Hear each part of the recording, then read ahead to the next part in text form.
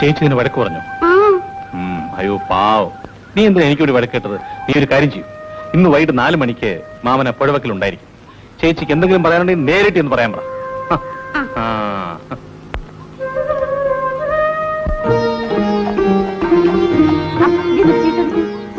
ചുവപ്പ് കിട്ടിയാൽ ചുവന്ന സാരി, വെള്ള കിട്ടിയാൽ വെളുത്ത സാരി, വയലറ്റ് കിട്ടിയാൽ വയലറ്റ് സാരി. ഇന്ന് ഇതാണ് എന്റെ ഡ്രസ്.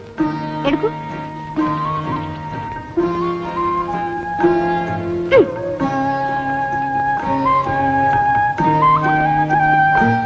ഇതിനകത്ത് ഒന്നുമില്ല. ചേച്ചി ഒന്ന് തുണി കൊടുക്കാതെ പോണം. മിണ്ടായിരടാ, ഒന്നുകൂടെ എടുക്കൂ.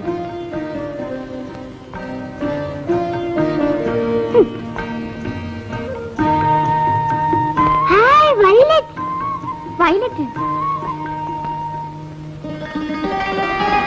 അമ്മേ അമ്മേ. എന്താ മോളെ? അമ്മേ, ഞാൻ ഒന്ന് പുഴവക്ക് വരെ പോകുന്നു. മോളൊന്ന് പുതിയ സാരിയൊക്കെയാണല്ലോ കൊടുത്തിരിക്കുന്നത്. ഇന്നിന് പിറന്നാളല്ലേ അമ്മേ? ഞാനിപ്പോ വരാം. പാവം പെണ്ണ്, എനിക്ക് തന്നെ അറിയില്ല അവളുടെ പിറന്നാൾ എന്നാണെന്ന്. പിന്നെ അവൾക്ക് എങ്ങനെ അറിയാം?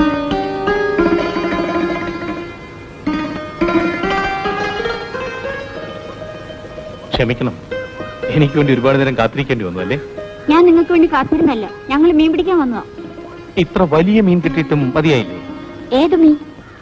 ഈ മീൻ ഞാൻ പിടിച്ചതല്ല. ഞാനിവിടെ ഇരുന്നോട്ടെ. വേണ്ടെന്ന് ആര് പറഞ്ഞു? വേണ്ട, അവിടെ നിന്നാ മതി, ഞാനങ്ങോട്ട് വരാം. ഇതെന്തിനാ? കിട്ടുന്ന മീനെല്ലാം ഇതിലിട്ടുള്ളൂ, ഞാൻ കൊണ്ടുപോയിക്കോളാം. അതിനീ കർച്ചീഫ് മതിയാവില്ല. ഇതറിഞ്ഞിരുന്ന ഞാനൊരു ചാക്കുമായിട്ട് വരുമായിരുന്നല്ലോ. അന്ന് എന്നോട് വലിയ ദേഷ്യമായിരുന്നു അല്ലേ?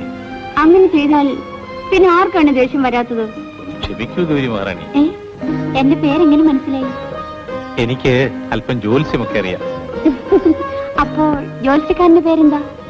എന്റെ പേര് പ്രകാശ്. ഒരു ചെറിയ ബിസിനസ് ഉണ്ട്, അല്പം സ്വല്പം കഥയൊക്കെ എഴുതും. ശാരദ ശശി എന്റെ അടുത്ത സ്നേഹിതനാണ്. ഇവിടെ വരാനുള്ള കാരണം? ഞാനും ശശിയും കൂടി ചേർന്ന് ഒരു ബിസിനസ് ചെയ്യുന്നു. അവനെ അത്യാവശ്യമായി കൂട്ടിക്കൊണ്ടുപോകേണ്ട ഒരു കാര്യമുണ്ടായിരുന്നു. ഇവിടെ വന്നപ്പോൾ അവനില്ല. നേരെ ഒരുപാടായി, ഞാൻ പോട്ടെ. അപ്പൊ വാ, നമുക്ക് പോവാം. നാളെയും മീൻ പിടിക്കാൻ വരില്ലേ? സമയം കിട്ടിയ വരാം. നീ നിന്റെ ചേച്ചിയെ കൊണ്ട് വാ, ഞാൻ ക്യാമറയും കൊണ്ട് വരാം.